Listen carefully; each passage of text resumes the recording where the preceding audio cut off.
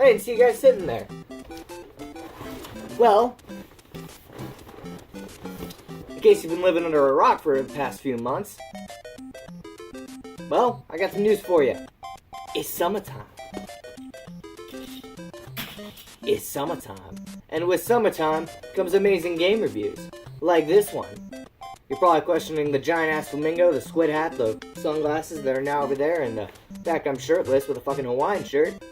But that's only because it's summertime.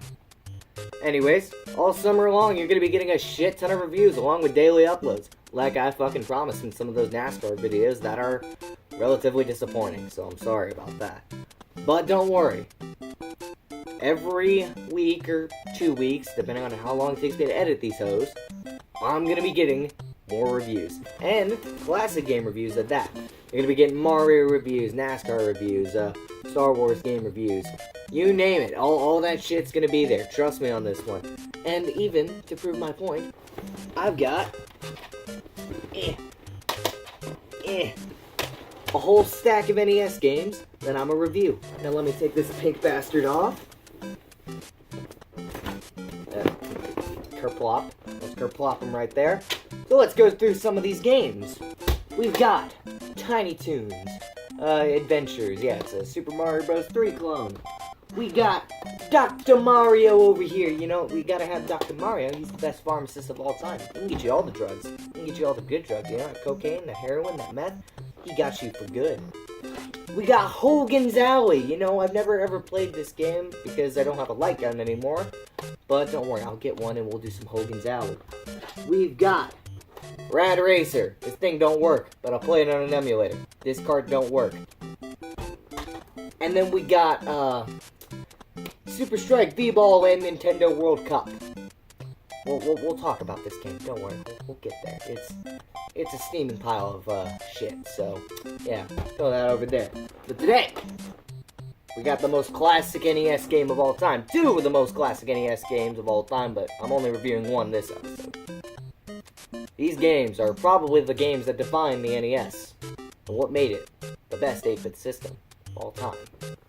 Ladies and gentlemen, may I present to you Super Mario Bros. And Duck Hunt. Now, we're only going over Super Mario Bros., but this is the double cart edition that you can get both Super Mario Bros. And Duck Hunt on. So, I'm doing a review of the NES Super Mario Bros. Because, man, oh man, this is a classic. Just, pristine quality. Classic. Anyways, let's hop right into this motherfucker. Epic Gamer Time. Alright, enough of me talking in this stupid intro, but real quick, I want to mention I'm not playing Mario Brothers on an actual NES. I'm using a clone system that runs NES games, and also, let us just take a quick minute to admire this beautiful, beautiful new Super Mario's main menu. You know that you're getting into a good game when this main menu pops up right about now. Ah, what a classic. Alrighty, for starters, I'm gonna be perfectly honest with you. This game has a definitely important part of my childhood. It was the first Mario platformer I ever played, and my dad ended up getting it on the Wii Store eShop thing. Rest in peace to that. But yeah, first old school Mario game I played, and first Mario platformer I played. It definitely holds a very special place in my heart. Plus, it's a fun game. It's pretty epic. Alright, the first thing that I want to get into on this game is the graphics. Now, graphically speaking, it's an 8-bit Mario game. It's classic, it's streamlined, and it honestly doesn't look that bad for the NES. Although there are definitely better titles graphically speaking, this one nails it graphically. It's very solid. All of the pixelated sprites look great. I mean, this is the NES. This is as classic as it gets, and the look for this game is super fucking appealing. One of my biggest complaints, though, is the lack of variety in the worlds. Sure, there's some of the castle varieties, but it just feels too plain.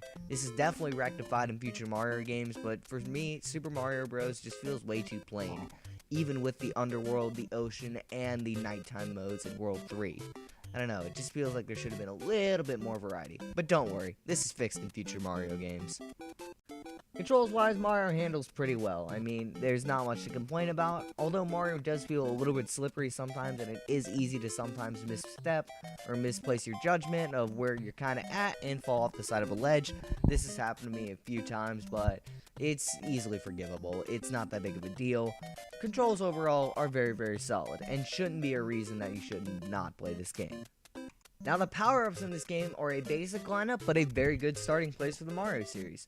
The power-ups that do make an appearance are, of course, the Mushroom, which makes Mario grow a little bit larger, the Fire Flower, which shoots fireballs from Mario's hands, killing enemies, and then the Starman power-up, which you just run around and you are basically invincible. You run into enemies, you can kill them. I think you can run a little bit faster and jump a little bit higher. Overall, it's a very fun power-up, and it feels so satisfying to use. There's also, of course, the 1-Up Mushroom, which gives you one more life to add on to your minimal amount of lives that you will get in this game. One of the best features that this game has to offer is the lineup of enemies. All of these enemies are going to become a staple in the Mario series in the future, and Nintendo absolutely fucking nailed it creating these characters for Mario to avoid. There's the Blooper, the Bullet Bill, the Buzzy Beetle, the Cheap Chomp, the Firebar, the Hammer Brothers, Koopa Troopa Paratroopa, the Koopa Troopa, the Lakitu, the Little Goomba, the Piranha Plant, the fucking fireball thingy that's called Pada Boo Boo. What the fuck is that? I don't know, and I don't care. The Spiny Boy, the Spiny's Egg, and then the Turtle Cannon, which just shoots out bullet bills.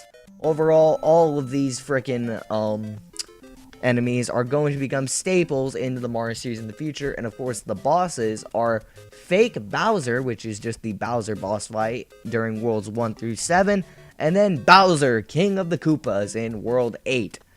So yeah, the enemies are going to become a staple in the future of this series, and in all honesty, Nintendo did a fabulous fucking job creating each and every one of these hated, annoying, fucking terrible, but still lovable characters. With all these factors in mind, this just shows that, hey, this Mario game is a lot of fun, and it's got a lot of variety to it. But I will admit, this game is incredibly challenging. Like, seriously, I'm not even kidding. I have actually never beaten this game once. But you know what? By the end of this review, I probably will be able to. So, hopefully. Keyword is hopefully. Nah, there's no way I'm gonna be able to beat this game. I suck at Mario. Alright, I think I can do this. Damn it! I hate this game. I hate it! Overall, this game is pretty fun to play. I mean, there's definitely better Mario games, but absolutely, it is a lot of fun to play. It's a great start for the series, and it set the precedent for future Mario games. It's a piece of video game history and should be loved and respected by everyone. And overall, I just highly recommend it. It's a piece of video game history.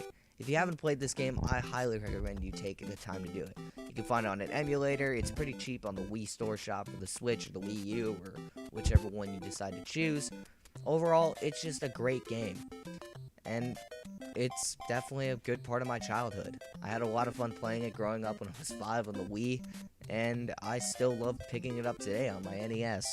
Anyways, this is a beautiful, beautiful piece of video game history, and just check it out. This was all unscripted, and I kind of just did it for fun, but this game definitely brings a smile to my face. So anyways, I hope you did enjoy this review. Like and subscribe for more, and oh wait, I think I've got a more proper intro going. Let's cut to that real quick. Alright guys, well if you did like this video, why not click that subscribe button? That should hopefully be up here when I edit it in. And also drop a like on this video if you did enjoy it. You're going to be getting more dumb videos like this over the summer, so brace yourself for the worst. I'm Dylan Deere, signing out, and I hope you guys have an amazing rest of your day. Love you, boyos!